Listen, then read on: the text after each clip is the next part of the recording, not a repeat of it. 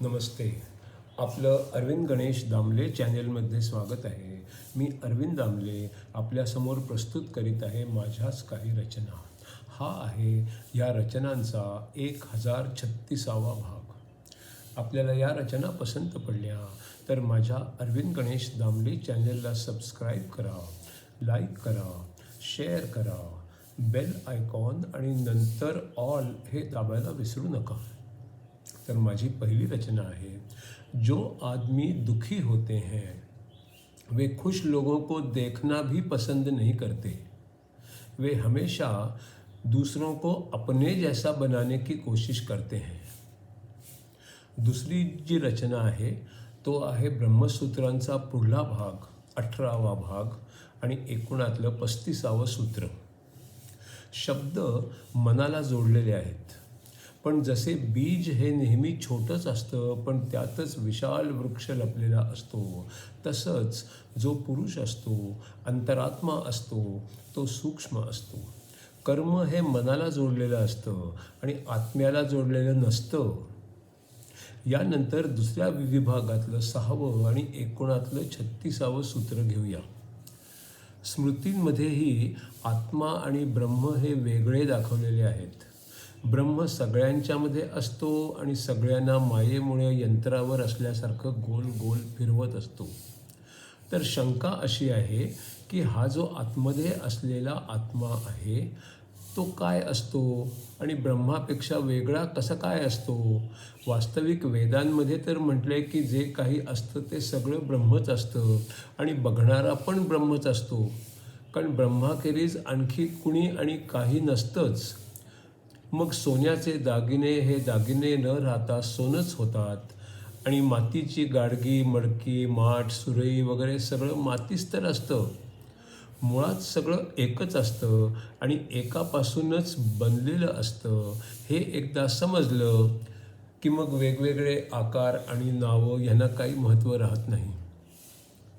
मग ध्येय, कुठेतरी पोचणं, कशापासून तरी मुक्ती आणि कशाचं तरी बंधन असं काहीच नसतं. दुसऱ्या विभागातलं यानंतरचं 7वं आणि एकूणातलं 37वं सूत्र आता घेऊया. जर असं वाटत असेल की ब्रह्माबद्दल इथे काही सांगितलं, शिकवलं जात नाही कारण इथला सगळा आवाकाच सीमित आहे, जागा लहान आहे आणि ब्रह्म तर खूप विशाल आहे, तर ते तसं नाही. कारण हे फक्त विचार करण्यापुरतंच आहे आणि आपल्या विचारांचा आवाका देखील सीमित आहे.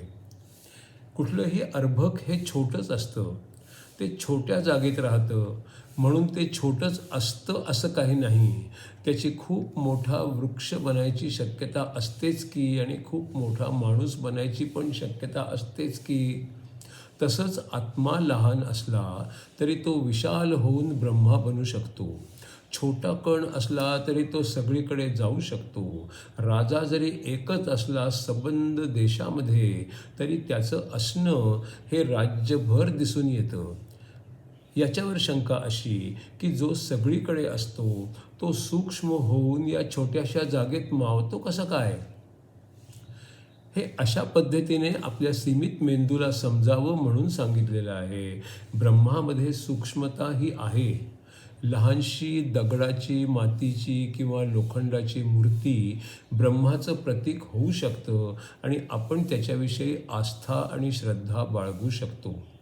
तसंच छोटंसं प्रतीक बघायचं आणि खूप मोठ्याची कल्पना करायची. शिवाय माणसं, पक्षी, प्राणी या सगळ्यांच्या मध्येच आत्मा असतो. वास्तविक तो सारखाच असतो, पण त्याने वेगळ्या शरीरांचे कपडे घातलेले असल्यामुळे तो वेगळा वाटतो.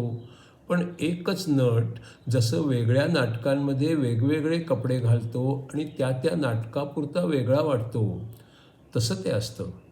त्यावेळेस त्या वेगळ्या पात्राचे गुण दोष त्या पात्राला त्या नाटकाच्या प्रयोगापुरते चिकटतात. यानंतर आपण दुसऱ्या विभागातलं 8वं आणि एकूणातलं 38वं सूत्र घेऊ. या शरीरात असताना आत्म्याला त्या शरीराप्रमाणे सुखदुःख होतील असं वाटणंच चूक आहे. कारण या भावना शरीरापुरत्याच मर्यादित असतात. संबंध ब्रह्माला त्याचं काहीच नसतं. एक शंका अशी की ब्रह्मा सगळीकडेच असतो आणि तो आत्म्यासारखाच असतो. शरीराशी आत्मा जोडलेला आहे म्हणून सुखदुःख आत्म्याला होतात आणि आत्मा ब्रह्माला जोडलेला आहे म्हणून तीच सुखदुःख ब्रह्मालाही होतात. असं म्हणतात की जो ब्रह्मा असतो तोच आत्माही असतो. या शंकेचं उत्तर असं की ब्रह्माचं नातं सर्व आत्म्यांच्या बरोबर असतं. आत्मा शरीराच्या निकट असतो पण त्याला सुखदुःख होतातच असं काही नाही. शरीराला पाप पुण्य, चांगलं वाईट, आवड नावड हे सगळं असतं, पण आत्म्याला तसं काही नसतं. फक्त ते दोघं म्हणजे आत्मा आणि शरीर जवळ आहेत म्हणून दोन्ही सारखेच असतात असंही काही नसतं. जर अग्नी विहिरी शेजारी असला तरी विहीर गरम कुठे होते? जरी अग्नी विहिरी शेजारी असला तरी विहीर गरम कुठे होते? काही लोक म्हणतात की ब्रह्म एकच असतं, दोन नसतातच. मग ब्रह्मापासून बनलेल्या शरीराला अनुभव आला तर ब्रह्मालाही तो त्याचप्रमाणे होणार. यावर उत्तर असं की मीच तो आहे म्हणजे मी त्याच्यासारखाच आहे. मलाही पाप लागत नाही, माझ्यावरही भावनांचा परिणाम होत नाही, मीही अज्ञानी नाही. म्हणजे शरीराशी संबंधित जे जे काही आहे ते मिथ्या आहे हे मला ठाऊक आहे. आणि दुःख, आनंद वगैरे सर्व अज्ञानच तर आहे आणि अज्ञानाचा ज्ञानावर काही परिणाम होत नाही. ज्ञान फक्त झाकलं जाऊ शकतं आणि म्हणून ते स्पष्ट दिसत नाही त्यावेळेस. म्हणून आत्म्याला किंवा ब्रह्माला सुखदुःखाचा काहीच स्पर्श होत नाही.